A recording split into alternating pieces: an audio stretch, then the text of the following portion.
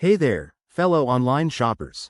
Have you ever completed a PayPal transaction only to realize something went wrong?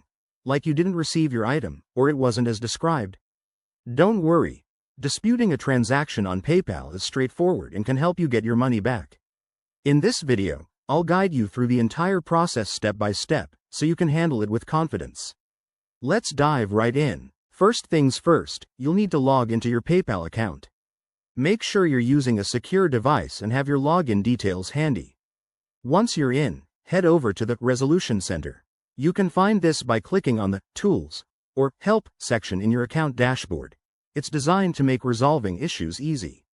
Next, locate the specific transaction you want to dispute. Scroll through your activity or use the search function to find it quickly.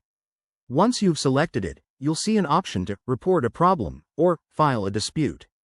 Click that, and PayPal will ask you to choose the reason for your dispute. Common reasons include, I didn't receive the item, or the item I received is significantly not as described. Be honest and specific here, as this sets the stage for your case. Now, this is crucial. You'll need to provide evidence to support your claim. Upload receipts, photos, emails, or any communication with the seller. The more details you include, the stronger your dispute will be. After submitting your evidence, PayPal will review your case and may contact the seller for their side of the story.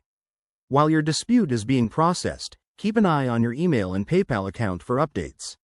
Most disputes are resolved within 10 days, but it can take up to 30 days in some cases. Remember, PayPal's buyer protection policy is there to protect you, so stay patient and responsive. Finally, once the dispute is resolved, you'll be notified of the outcome. If you're successful, your money should be refunded. If not, you might have options to escalate to a claim.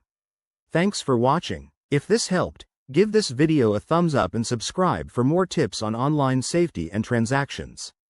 Got questions? Drop them in the comments below. I've got you covered.